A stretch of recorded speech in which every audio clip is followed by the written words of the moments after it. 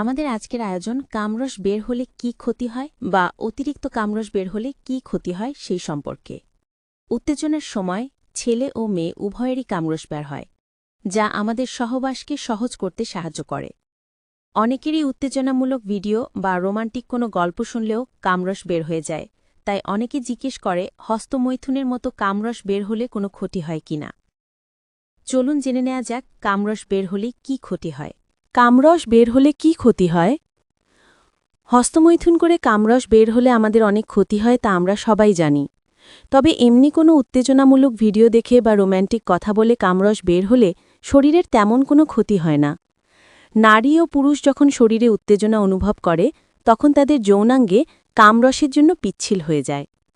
বিশেষ করে ছেলেমেয়েরা যখন তাদের গার্লফ্রেন্ড কিংবা বয়ফ্রেন্ডের সাথে ফোনে উত্তেজনামূলক কথা বলে তখন উভয়েরই কামরস বের হতে দেখা যায়। উত্তেজনার সময় এভাবে কামরস বের হলে ক্ষতি হওয়ার কোনো সম্ভাবনা নেই। এটি সম্পূর্ণ প্রাকৃতিক একটি ঘটনা। তবে কারো যদি সারাক্ষণ কামরস বের হতে থাকে তাহলে কিছু ক্ষতি হতে পারে। কোনো প্রকার উত্তেজনা ছাড়া কামরস বের হওয়া মোটেও ভালো লক্ষণ নয়। চলুন জেনে নেওয়া যাক অতিরিক্ত কামরস বের হলে কি ক্ষতি হয়।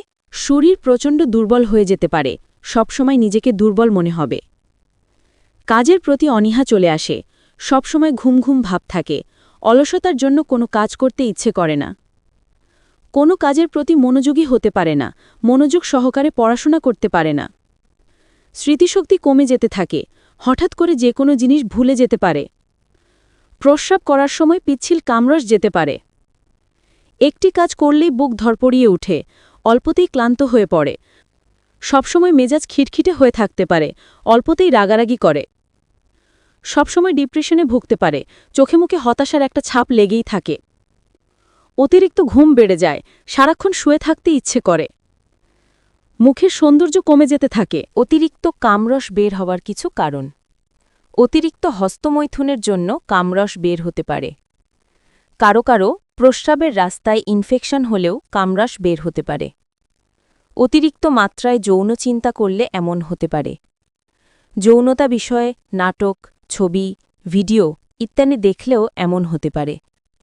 সেক্স হরমোনের তারতম্যের জন্য অতিরিক্ত কামরস বের হতে পারে।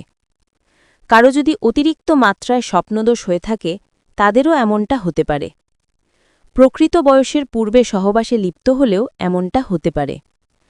কিছু যৌন রোগের ফলেও এমনটা হতে পারে। অতিরিক্ত কামরস বের হলে করণীয়।